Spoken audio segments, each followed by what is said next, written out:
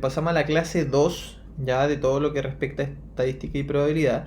¿Ya? Y lo que vamos a hacer es ordenar información en tabla de frecuencia a través de ejemplos cotidianos. Y vamos a agregar una cosita más que es el diagrama de tallo y hoja. ¿Ya? Entonces, por lo que lo tengamos claro. Ya, entonces, en ocasiones agrupar los datos de intervalos nos ayuda a realizar un mejor análisis de ellos. Para construir una tabla de frecuencia para datos agrupados, determinamos el tamaño de cada intervalo dividiendo el valor del rango por la cantidad de intervalos que se desea obtener. Ya, el rango está dado por la diferencia entre el máximo y el mínimo valor de la variable, o sea, entre el dato máximo y el dato mínimo. Y otra cosa importante que vamos a tener aquí es la marca de clase, es el representante de un intervalo y corresponde al promedio de los extremos de este. ¿Ya? Básicamente tiene que ver porque en un intervalo nosotros no podemos sacar un número, por así decirlo. Yo no puedo multiplicar un número por un intervalo. Entonces lo que se hace es sacar un representante de ese intervalo que es el promedio de los extremos de ese intervalo. Entonces tenemos un ejemplo acá, los siguientes datos expresados en metros correspondientes a estatura de 80 estudiantes de educación media. Tenemos las estaturas ya de cuarto año medio y entonces lo que vamos a hacer, queremos generar 6 intervalos. ¿Ya? Entonces ubico al dato mayor que es 1,93 metros, la estatura menor 1,66 metros. Hago la diferencia entre ellos, 1,93 menos 1,66 me da 0,27 metros, lo cual si lo paso a centímetros me quedan 27 centímetros. ¿Ya? Por lo tanto, como yo quiero formar 6 intervalos, ese rango 27 lo divido entre 6 y me da 4,5. Aproximamos en este caso a 5. ¿Ya? Entonces lo que va a generar acá es que nuestros intervalos van a ser de 5. ¿Ya? Claro, miren, acá debería ser de 1.65 a 1.70 y sin considerar el 1.70 porque el 1.70 se va a considerar acá abajo. Entonces por eso yo les puse así del 1.65 a 1.69. También pueden aparecer de esa forma y se los voy a mostrar también de la otra forma en la próxima clase. ¿Ya? Ya, entonces lo que vamos a tener con esto, ¿ya? Es nuestra tabla. ¿Ya? La marca de clase es el promedio entre 1,65 y 1,69, 1,67.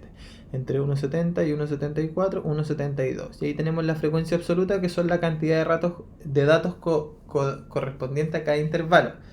Por ejemplo, si yo miro entre 1,90 y 1,94, 1,90, 1,90, empiezo a buscar acá 1,90, 1,90, 1,90, nada, nada, nada, 1,90, 1,90, 1,90, 1,90, 1,90, 1,92, 1,93. Solo hay dos datos que están en ese intervalo.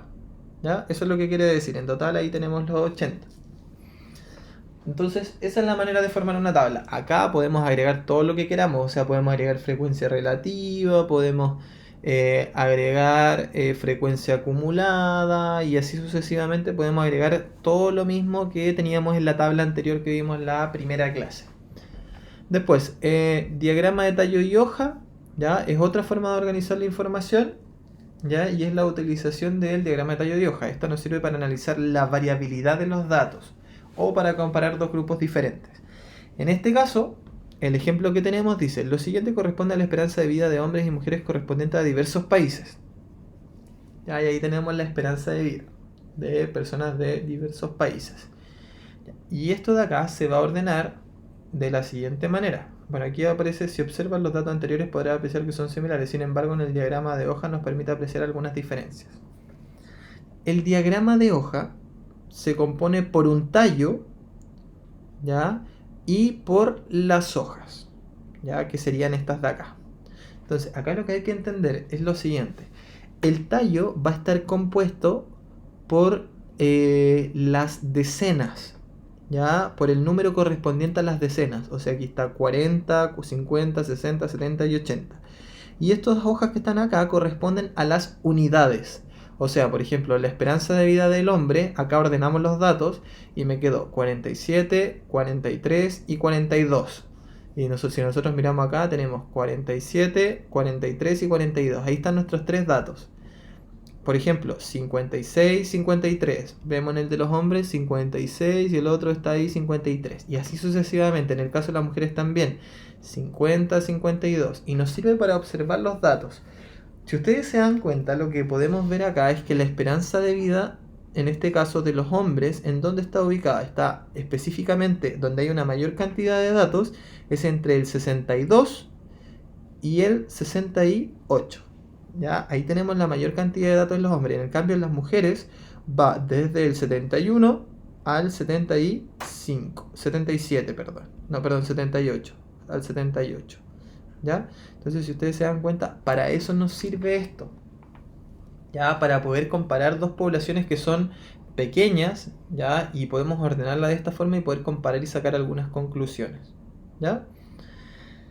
Entonces, el diagrama anterior nos permite visualizar la esperanza de vida de la mujer, que la esperanza de vida de la mujer es mayor que la del hombre. Claramente, si ustedes se dan cuenta, tenemos la mayor concentración de datos acá, en esta parte. En cambio, en la del hombre tenemos la mayor concentración de datos por acá, ya, pero más tirado hacia abajo, hacia 60.